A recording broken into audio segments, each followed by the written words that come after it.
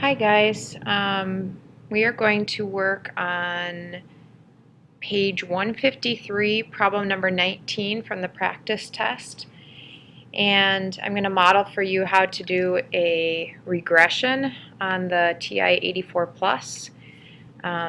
So the problem says that we have the average high temperature in Baytown for each month. And we want our X values, so the first values in the table, to go into list 1. So you're going to go on your calculator and go to the Stat button. Once you're under Stat, you want to edit. So go ahead and hit Enter on number 1. And I see that I have some data in here from before. So to clear out any data that you have in before, you arrow up to the top and then hit Clear, and then you have to hit Enter.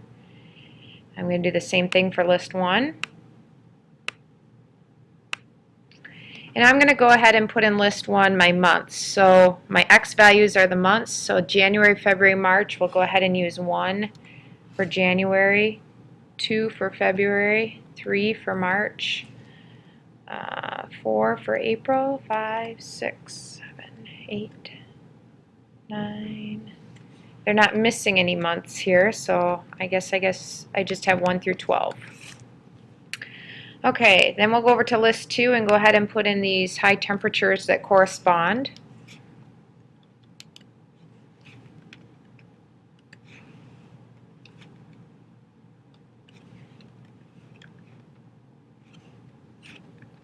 You always want to double check your numbers and make sure you get them put in correctly, because you'll have the totally wrong answer if your numbers aren't right. So when you do this on your test, make sure that you double check your work.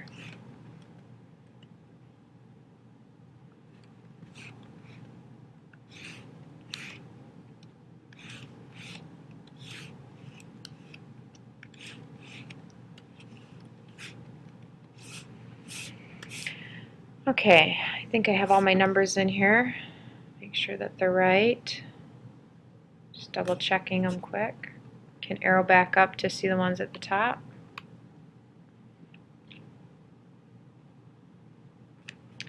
And they look good. Okay, so the next step is to go ahead and make the scatter plot. So you want to make sure your scatter plot is turned on. So you're going to do second and then y equals, and that's how you get your stat plots turned on. I'm going to go ahead and hit Enter on this first one and hit Enter on the on. And everything else should match with mine. You want this first one highlighted, the scatter plot. Make sure it says X list is your list 1, Y list is list 2. Now to see the graph, the easiest way is to do what's called zoom stat. So you hit the zoom button and then you scroll down to number 9. Don't hit the stat button, hit zoom and then go to zoom stat, which is number 9. So I'm going to just hit 9 and you should have a nice picture of this. Usually on the exam or on anything, I tell you which type of a regression I want you to run, and if you read the problem here, it says use a graphing calculator to do a polynomial function of degree 3. Degree 3 would be cubic. So we're going to go under the stat button again. We're going to go over to calculate, and you have all these options here. They are in order, so first degree 1 would be a linear regression. That would be number 4. So this is degree 1. This is degree 2, quadratic regression. Degree 3 is cubic, and degree 4 is quartic. So they wanted us to do a degree 3, so we'll go ahead and do the cubic one. Hit Enter. And if you have the newer calculator, it'll look like this. If you have an older calculator, it'll just say cubic regression. So you need to then type in L1 and then do a comma and then L2. The way you get that would be second and then 1, and then a comma and then second and then 2, and then another comma. And then you're ready to type in what I'm going to type in right here for the stored regression equation, which would be y1. So we want to store this equation into our y equals.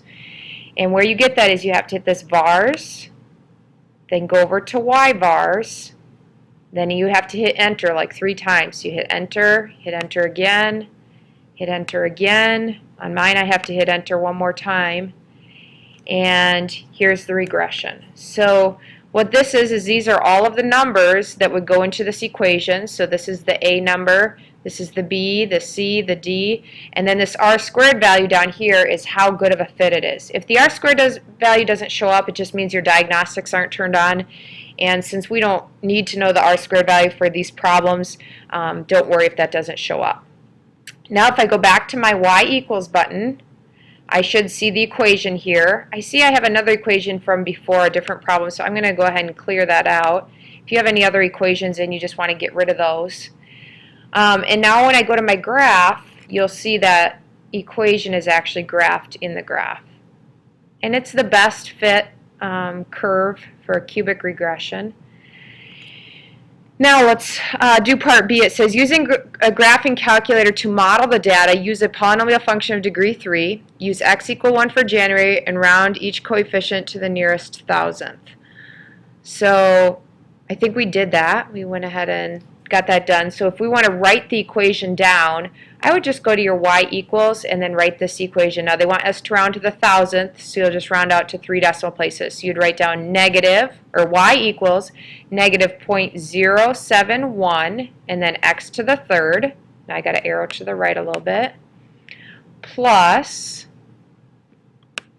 0.415, and then my next variable is going to be x to the second, and then plus 5.909, and then an x, plus 54.646. And that would be my final answer for the equation for part B. If you don't like copying it out of here, you can also quit out of that page and rerun the regression, and it'll be right on your main screen. Then the last thing is use the model to predict the average high temperature for the following January. So the following January is x equal to 13. Where you see the prediction values is actually in the table. So you're going to go to second and then table, and then go to the x value that's 13. So you'll scroll down to 13. Now if your table's all messed up, you can just go to second window and then have your table start at number 13 so you can see it. Otherwise, just scroll down to 13.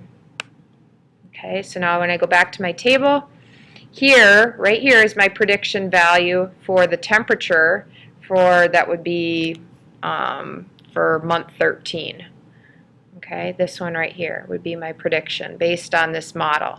Now this model doesn't make a lot of sense because eventually it's saying in these months down here we're going to have these extremely negative temperatures. But according to this model that we used for January of the following year, that would be month 13, the temperature would be 44.89 degrees Fahrenheit, maybe, I would assume.